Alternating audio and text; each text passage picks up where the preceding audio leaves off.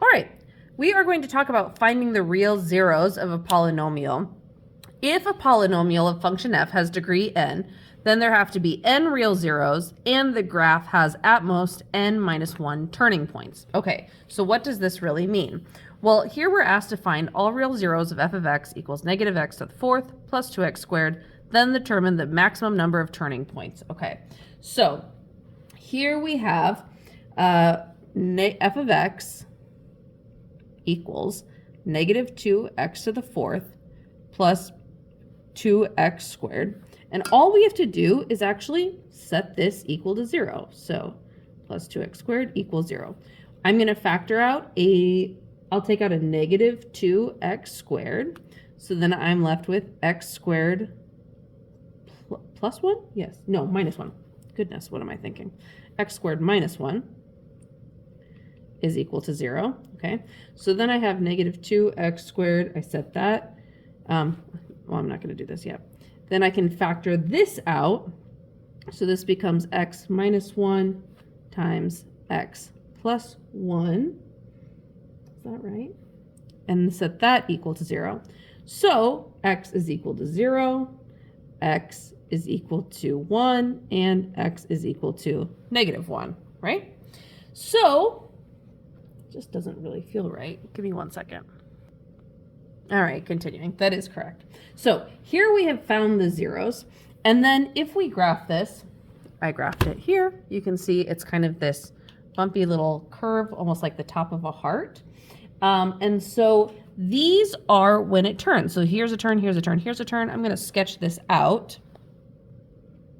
Okay, it's not perfect, but you kind of get the idea.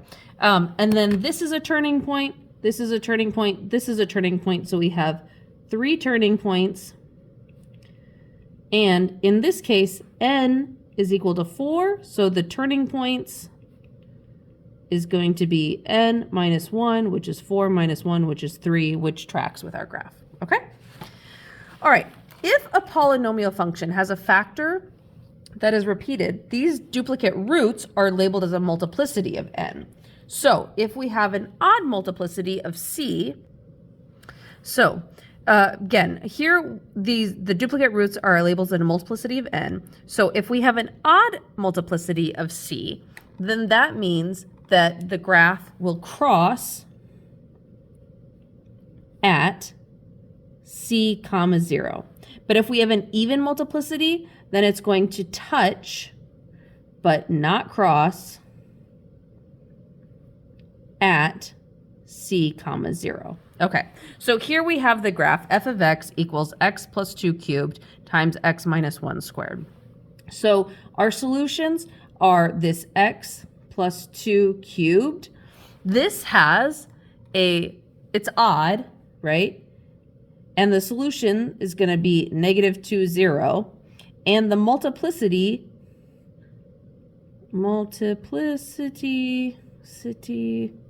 is 3. Okay, so since the multiplicity is odd, that means it's going to cross at C0. So at negative 2, you can see that it crosses here, right? So it crosses here at negative 2. Then our other solution is this x minus 1 squared. That's even. We have a solution at 1, 0. This is a multiplicity is 2, so it's an even multiplicity, so it touches. You can see it touches at 1, okay? Hopefully that makes sense. All right. So we're going to sketch the graph of f of x equals 3x to the fourth minus 4x cubed. Our first step is to use the leading coefficient test. So our leading coefficient is 3, which is positive. And the degree is 4, right? 4 degree. So that means it is even. So we know that it's going to rise the left and the right. So we're going to have a left rise and a right rise, okay? Then we are going to find the real zeros. So I'm going to do that down here because I'm running out of room. So I have 3x to the fourth minus 4x cubed. Set that equal to 0. I'll factor out an x cubed. So I have 3x minus 4 equals 0. So x can equal 0 and x can equal 4/3. Okay, so those are our real zeros. I'll write that here. X equals 0, x equals 4/3. Okay, so that is where our x-intercepts are going to occur. So we're going to add those points to the graph. So I'm going to go down here to our graph. I'm going to put a point at 0. Okay, and then I'm going to put a point at 4/3. That's probably about right here. All right. Then I'm going to plot points in the test intervals. So my test intervals are going to be between my zeros. So my test intervals in this case are going to be -infinity to 0, okay, and then 0 to 4/3, and then 4/3 to infinity, right? Because I know that's where my zeros are. I already found those. So now I'm just going to put in different x values that fall in between there. So I should probably make this into like a chart. For my x value here, I'm going to put in -1. We'll put that into the equation. So f of -1 is equal to, that's going to be 3 plus 4, which is 7, right? So I can graph that. So at -1, I'm going to have 7, 5, 6, 7. Between 0 and 4/3, that was kind of a trickier one. Well, I could just put in 1, I guess. So I'm going to have f of 1, which is just going to be 3 minus 4. So that's -1. So here at 1, I'm going to have -1.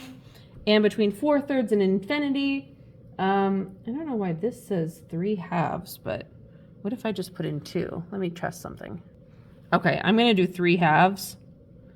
Ugh, let's just trust me on this one, that f of 3/2 is equal to 27/16, which, gosh, that's really ugly. But anyway, so 3/2 would be like 1.5, right? Yeah, so that's going to be like maybe about here-ish. Okay, so now we can draw our graph. So we're going to have rising the left, right? It's going to come down here, and then rising, this isn't like a great curve, to the right. And so even though this looks like a parabola, this should be like curving right here. It should be curving down in this kind of spot here, like a little curve down, come up. This is our graph, and you can always graph this on a calculator to check it. So that is our problem for today. And we will be practicing this in class. Okay, I'll see you then. Bye.